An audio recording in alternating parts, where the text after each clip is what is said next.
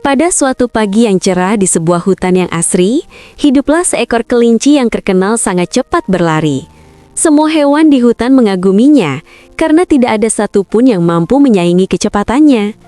Di hutan yang sama, hiduplah pula seekor kura-kura yang berjalan sangat lambat.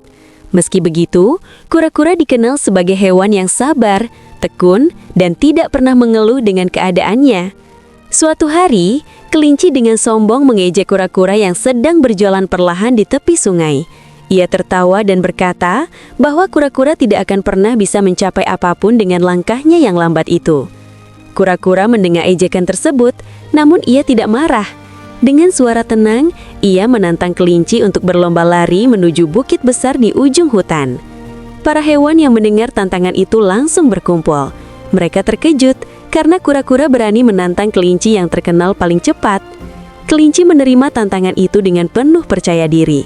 Baginya, lomba ini hanyalah permainan yang mudah dimenangkan. Hari perlombaan pun tiba. Semua hewan berdiri di garis start, menyaksikan kura-kura dan kelinci bersiap untuk berlari. Saat aba-aba dimulai, kelinci melesat sangat cepat meninggalkan kura-kura jauh di belakang. Dalam waktu singkat, kelinci sudah tidak terlihat lagi oleh para penonton. Sementara itu, kura-kura tetap melangkah pelan namun pasti. Ia tidak terburu-buru dan terus berjalan tanpa berhenti. Kelinci yang sudah sangat jauh di depan merasa sangat yakin akan kemenangannya. Ia pun memutuskan untuk beristirahat sejenak di bawah pohon rindang.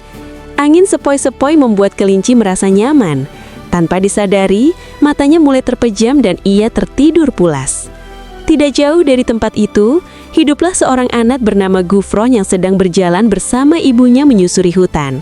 Mereka sering ke hutan untuk menikmati udara segar. Mama Gufron melihat kelinci yang tertidur lelap di bawah pohon. Ia tersenyum dan merasa kasihan karena kelinci tampak kelelahan.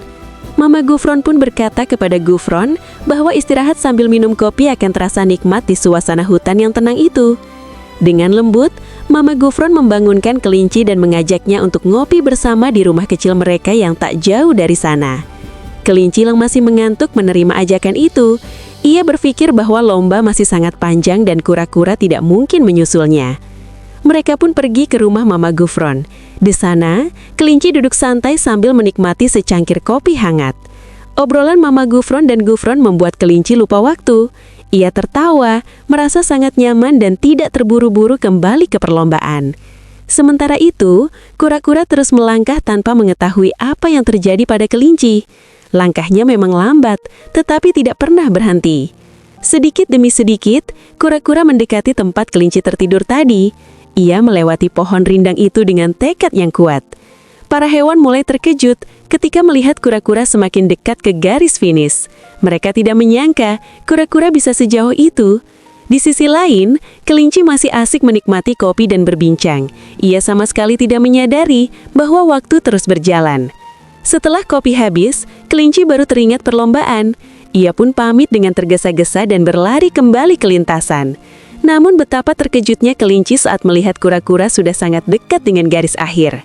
Kelinci berlari secepat mungkin, mengerahkan seluruh tenaganya.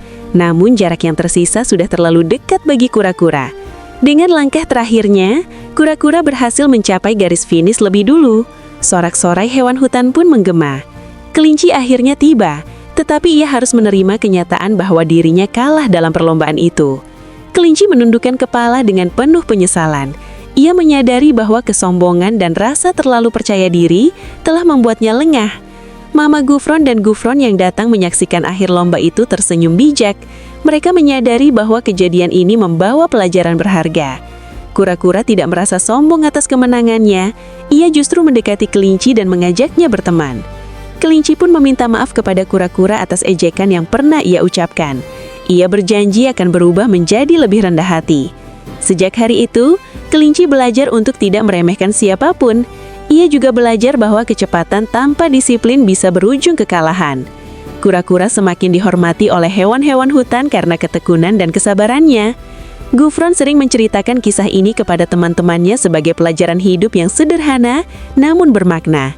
Dan sejak saat itu, kisah kura-kura, kelinci, Gufron, dan Mama Gufron menjadi cerita yang dikenang di hutan sebagai pengingat bahwa konsistensi dan kerendahan hati adalah kunci keberhasilan.